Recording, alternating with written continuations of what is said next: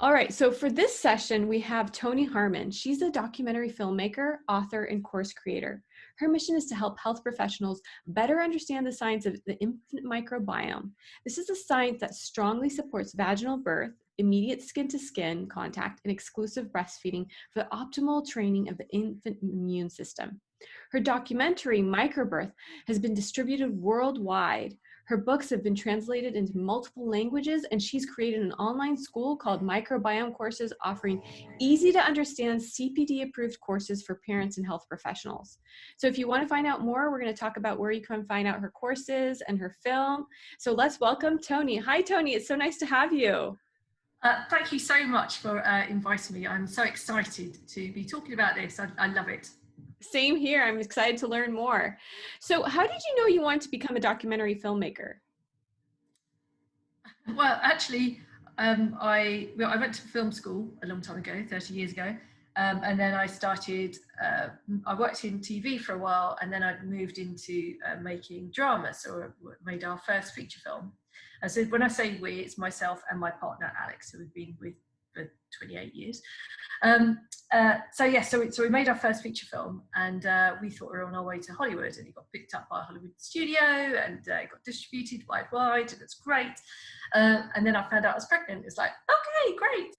And that so then I had a baby, and in my head I was wanting a home birth with candles, with music, with midwives.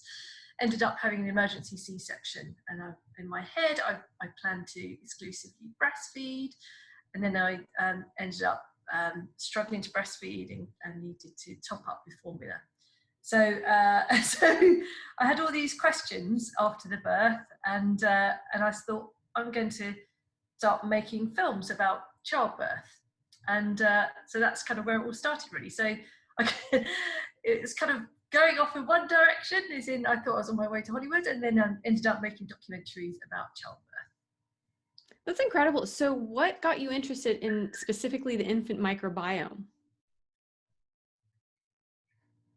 Okay, so on my journey, so making documentaries about childbirth, I made a film about doulas, and then I made a film about human rights in childbirth called Free for Birth. And that was great. We had all these screenings all around the world.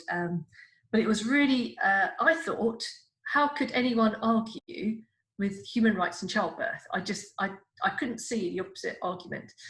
Turns out there was an opposite argument, and the reaction to the film got really heated. We had people marching in the streets of Buenos Aires, because it was all about home birth midwives, and how some home birth midwives had been prosecuted, and one midwife in particular ended up in prison in Hungary. So anyway, so we had this huge reaction, and we had emails, we had people phoning us, we had people marching. So I thought, okay, take a step back, and I want to make our next film and not have this crazy reaction, not crazy, but just a heated reaction. I'm going to go off to the science. I'm going to look at the science. What's the science in childbirth? And I started looking at the science, and it very quickly it became evident that there's quite a lot of emerging science and exciting science about the infant microbiome, and especially because this science strongly supports vaginal birth, immediate skin-to-skin contact, and exclusive breastfeeding. And it kind of really tallied with what I believed in, and it's like, right, okay. So that's how we came to it, really. It's kind of looking for the science of childbirth and discovering this incredible, amazing knowledge, really, about the bacterial ecosystem, transfer from mother to baby during birth. Yeah, and what is it that people need to know about the microbiome, and what are the ways that it can be disrupted or healed? So it's the actual science is really, really simple. So when you're pregnant, the baby develops in the scientists don't know the extent to which the baby might be exposed to bacteria, but if there's just might be a little bit of exposure. But basically, the baby develops in a near sterile environment inside the mother's womb, which means that near sterile means it's protected by the amniotic sac. And then when the waters break, when that sac ruptures, so usually at the beginning or during labour, then suddenly so as the baby starts coming out, the baby is exposed to the world of microbes and is exposed to the mother's vaginal bacteria, to her gut bacteria from the exposure to the mother's poo, and that's a brilliant thing. That's a great thing. Birth is messy, and brilliant that the baby gets a kind of a lick of the mum's bum on the way out. So then more microbes are transferred from the baby from skin to skin. So the mother's skin microbes are transferred to the baby. So all these exposures are believed to be the main seeding event for establishing the baby's gut microbiome. And that's really important because those microbes that arrive in the baby's gut, they start colonizing the baby's gut. They multiply quickly, fed by the sugars in breast milk. It's amazing, this whole sort of seed and feed process. So fed by these sugars, those bacteria multiply quickly, and they help train the immune system to recognize what's friend and what's foe. What's friend, so what can be tolerated, and what's foe, to be attacked. And if that immune system is trained correctly, this will help protect a baby the rest of the baby's life.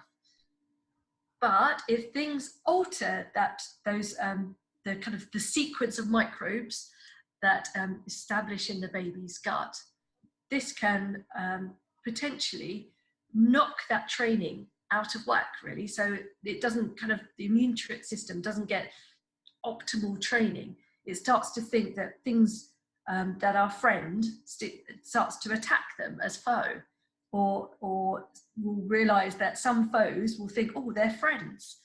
And so this maleducation of the immune system that's linked to cesarean or antibiotics administered during birth or formula feeding, this is the scientists believe this can lead to maleducation of the infant immune system and mean that the baby is more likely to develop things like asthma or allergies or diabetes, type 2 diabetes, celiac disease, even obesity is being linked to just a kind of gut dysfunction in those earliest days. So it's quite just a simple idea that the mother's microbes establish in the baby's gut, and they're fed by the sugars within breast milk, these special human milk oligosaccharides, these special indigestible sugars. Well, they're indigestible by the baby, but they're digested by the microbes. So it's a seed and feed process. The seed, so the mother's microbes, are fed by the feed, by the sugars in breast milk, and this helps immune training. So that's it. That's this incredible science in a nutshell. That is incredible. And what can mothers do or birthing people do if they've had a cesarean, it's been unavoidable, whether it's due to placenta previa or where they've given birth or the circumstances? How can they make sure that their infants have a healthy gut microbiome? I had a baby by C-section. I know this can be quite sensitive, and I think C-sections are fantastic. They are life-saving. When they're needed, they're brilliant, absolutely fantastic. But it can alter the baby's microbiome. But there's things that a mother can do. So if a mother can labour as long as is safe for the baby and for the mother before the C-section takes place, there's evidence to suggest that could be helpful. Immediate skin to skin, ideally in the operating theatre, if at all possible, that's brilliant. The biggest thing is exclusive breastfeeding. So as soon as the baby's born, for there to be support for the mother to exclusively breastfeed. So no formula, nothing else, just the mother's own milk to get into that baby. And this helps restore the baby's gut microbiome. So that's the biggest, strongest, most fantastic thing, is for all C-section mothers to know, if they can, to breastfeed. because that breast milk is amazing for the baby's gut. So there's other things that scientists are researching right now. So things like swab seeding. So that's where the baby's mouth, face, and body is wiped with the swab taken of the mother's vagina. So after the baby's born, and there's also an idea of fecal swab. So getting a small sample of the mum's poo, mixing it in with her breast milk, and then feeding that to the baby after the baby's born. So I should say, these are a subject of research right now. They're not recommended anywhere.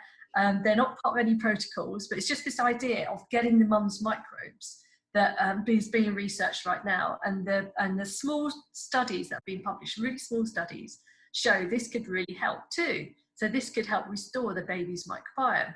Again, word of warning, there's risk involved if the mother has group B strep or other pathogens in her vagina or gut, and so it's not to be recommended, but something potentially for the future.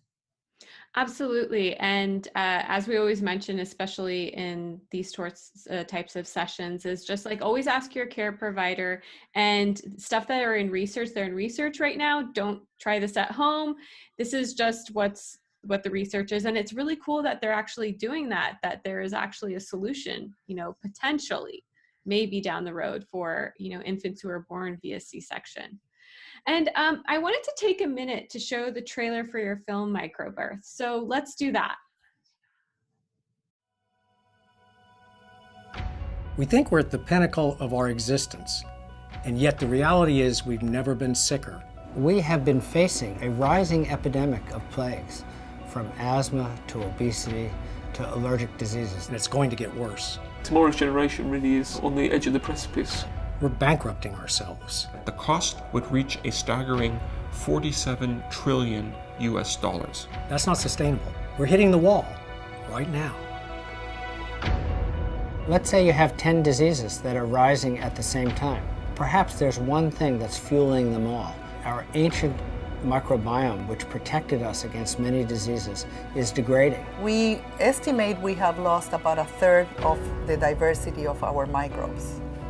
If we miss the window at birth, then the immune system never matures correctly. If you upset this process in the early life, then we may have consequences later. And that can lead to production of disease later in life.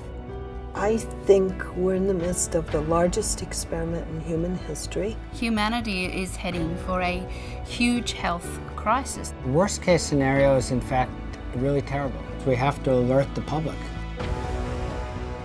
I don't think we're too late, but we're definitely not too early either. Turn the microscope on birth. It's a really important part of a human being's life. We can make a significant impact on health for all mankind. If how we're born affects our chances of long-term health, we need to seize this opportunity to actually turn the course of human health. If we don't take the bigger perspective, how do we know that we're not altering the course of humanity?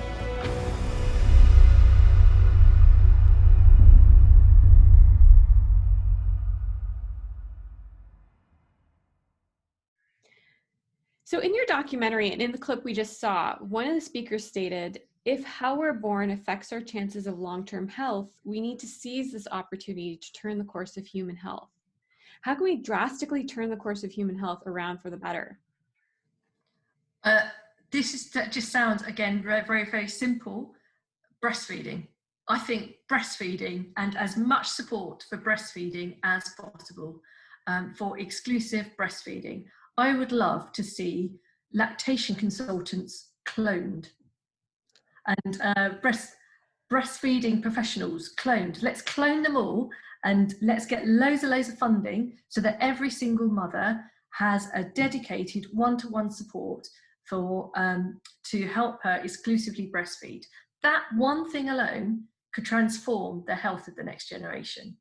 Because, you know, I planned for a home birth and I planned for it to be as natural as possible. Didn't go that way. Birth may not go the way you plan. But if there's, however a baby's born, just that knowledge that breast milk is the can make the biggest difference to a child's long-term health. I mean, there's other things. So what the mother could do during pregnancy potentially. So things like getting her own microbiome in really good, into a good state of balance, eating fresh fruit and vegetables, going for eating fermented foods, eating high fiber foods. Obviously check with your doctor beforehand and make sure you haven't got any allergies or anything else. But so it's just kind of having a microbiome friendly diet. Going for walks, walking and being outside is really good in terms of getting diversity for a mother, to get diversity in her microbiome. Getting a furry pet, I love this. So getting a dog can make a real difference to the diversity of the microbiome. Because if you imagine dog runs outside, digs at the ground, comes back in, goes around the kitchen, goes around the living room, jumps on a bed, jumps on a sofa. It's like a super highway of bacteria that's transferring around. And that's a great thing because you want that diversity. So all these things have been shown to potentially could make a difference to the mother's health, the family's health, but in particular to infant health. So things like being a little bit careful with, I mean, it's difficult at the moment. We're in a global pandemic. Everyone's kind of afraid of COVID, and absolutely, you've got to be wearing, you've got to be sensible, you've got to wash your hands, and you've got to, take all the precautions. But that's in balance with over-sterilising your home, potentially. If you've got raw chicken and you're slapping it around, absolutely, use antimicrobial cleaners, and you don't want to be touching things after raw chicken. So that's a sensible approach. But just being more at one and in balance with your microbiome. So the microbes outside your body, around your home, not to just sterilize everything and bleach everything inside. That makes sense. And how can people understand the difference between healthy microbes and pathogens that are harmful? It makes sense, getting exposed to nature, going out and playing in the dirt or the trees, or, allowing your kid to explore as well too, with supervision, but, not over sanitizing everything, but like knowing that there are certain harmful pathogens, as you mentioned, like salmonella with raw chicken, like that's not something you play around with. And certain cases where it can be harmful versus not. How can we find that healthy medium where, okay, what we're doing is beneficial for the microbiome, and these are pathogens we need to be aware of that, should not be played around with and we don't want to expose ourselves to. And like viruses, like obviously, there are certain viruses that are harmful too. We have to wash our hands and be careful. But then, there are certain times and certain areas where if we were to keep our children, at home the whole time and not being able to explore the natural world, how does that impact them? It is a really difficult balance, and I'm not a scientist, so I've interviewed lots of scientists, and we've filmed all around the world. And the scientists that we've filmed, they say themselves, it's difficult. You just, obviously, if you're going outside and your child is digging in dirt, brilliant. But you don't want for your child to be digging in dirt where, I don't know, close to a chicken farm and there's chicken, feces around, or, it's just having that sensible approach and having exposures to nature, but maybe, I don't know, not where they've got used herbicides or pesticides or things that could be damaging to your microbiome, really. So, as a parent, it's I think our grandmothers had got it, really, so that you grow your own vegetables, so that you know where your vegetables come from. You are outside a lot, and you'll just have this eat your greens and be outside, get kind of walks, and not not going to go say less screen time, but it's because I'm not sure about the evidence for screen time and the microbiome, but it's just this idea of just having a sensible approach. And there isn't a order, there isn't a kind of like, right, use five squirts of anti-sanitizing liquid a day. There isn't you know, a definite line. It's just knowing, trusting your gut, what is right, what is not, and having this sensible approach. That makes sense. What can be the long-term impacts of an unhealthy gut microbiome? So this is all emerging science, and the long-term impact is difficult to say because the science that's being conducted now is looking at, say, the infant gut, but it could be 10, 20, 30, 40, 50 years until those infants become adults that will know for sure. I mean, there's emerging science that is connecting gut dysfunction with non-communicable conditions like increased risk for asthma, allergies, diabetes. There's a gut-brain connection which is being suggested at. So conditions such as multiple sclerosis, Parkinson's even. I've seen research connecting the microbiome to Alzheimer's and other kind of neurodevelopmental or brain developmental disorders or conditions. So it's at the moment it's not causal. Much of the evidence is not causal. It's connecting. So it's people with a certain conditions. So certain physical conditions have a gut microbiome that is out of balance or dysfunctional, or there's connections between the two. To say that it's definite and it's causal, it's all really strong evidence, but it's difficult to say. So it's just all you can say right now is all the research is heading in the same direction, that gut dysfunction is connected in some way to potentially autoimmune conditions and increased risk for non-communicable disease. That makes sense. And I've read some of the research as well too, as far as certain autoimmune conditions.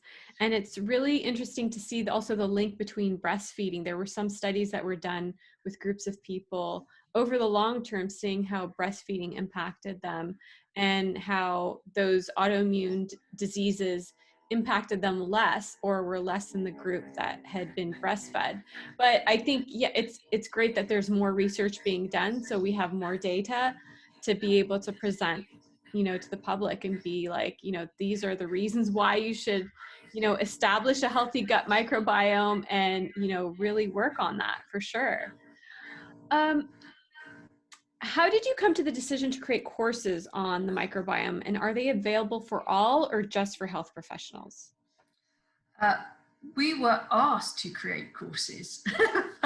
we had midwives and lactation consultants and doulas and childbirth educators ask us to create courses because they watched Microbirth, loved it, wanted to know more. So we started creating courses, and people wanted more, so we created more. So we do free courses and we do paid courses, and up till now they've been for health professionals, but now we're creating courses for parents. So over this year we're going to create a whole series of courses, again free and some paid, courses for parents, because I think when someone is pregnant, it's an ideal time to learn. And particularly if you're in maternity leave, you've got loads going on and you've got loads of preparations, but also if you're sitting on the sofa and you've got 20 minutes, it's kind of okay, that's an ideal time to learn about the microbiome and this particular knowledge, or to listen to a podcast or watch a summit series. It's just this idea that you've got time to absorb information, and if this information can help empower you in your birth choices and your infant feeding choices, brilliant. So that's what we kind of recognize. It's like you've got this ideal moment when you're pregnant, and definitely towards the end of your pregnancy, when maybe you're sitting down a little bit more just because you're getting bigger and you just need a bit of time to rest. That's the perfect time to take in this information. So yes, it's coming. So during 2021, our plan is to roll out a whole series of courses for parents, as well as, so right now it's for health professionals, but yes, the parents is coming. That's wonderful. That's incredible. And where can people find them? Just go to our website, so which is microbiomecourses.com. So and they'll right now, so parents can do our health professional ones. They're quite long courses, and obviously parents don't need the CPD that we've got for them. But hopefully, yeah. So over the next few months, yeah. That's wonderful. You've also created a film on doula support. When did you initially decide you were going to do that? After I had my baby and didn't realize about doulas. Honestly, I think as well as cloning lactation consultants and breastfeeding professionals, I want to clone doulas. I mean, clearly there's not a movement to clone clone doulas, but I just think doulas are amazing.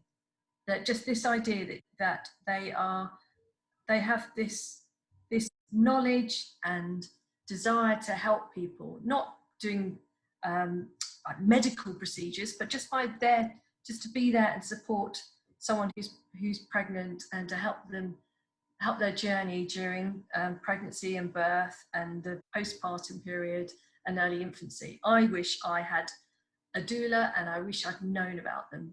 And that's why we made a film, really, because after having my baby and talking to midwives and different people in the birth world, I met doulas, and I just thought, wow, simply wow. So that's why we've made a film about doulas, because it was just this incredible group of people who are so giving and yet so knowledgeable and so I don't know, inspiring. I think it's almost like doulas are like angels to look after expectant parents. Oh, that's wonderful. And I was wondering, is there a motto or philosophy you live by? I like to keep things simple. That's it. Just keep it simple, because the more complex you make things, the further people go away from it. People like simplicity. That's why all our courses are really simple, and they're visual, and they have short videos, and they have visual. So yeah, 3 things we have in our courses, which are everything is very short, is in bullet points. Everything is visual, and the videos are very short, because it's just kind of keeping things really simple and clean, and just so that you can get the information without. And you can go deeper, and you can look up all the research studies and everything else, but just the information itself just needs to be easy to digest and easy to use and apply to your own life. That makes a lot of sense, and that's really, really helpful. So if people want to see your film, you'd mentioned to go to microbirth.com, is that correct? And that's where they can see the courses and also the films that you have. If you go to microbiomecourses.com for our courses, and you can go to microbirth.com for the actual, if you want to see a film. And on microbirth.com, you can also see our doula film there as well, and our other film, Freedom for Birth. So if someone wants to deep dive into birth films, they can see the whole lot at microbirth.com, but there's links to our courses. Excellent. Well, thank you so much for joining us today at the summit. Thank you. I've loved talking to you. I think what you're doing is fantastic. Same here. Take care.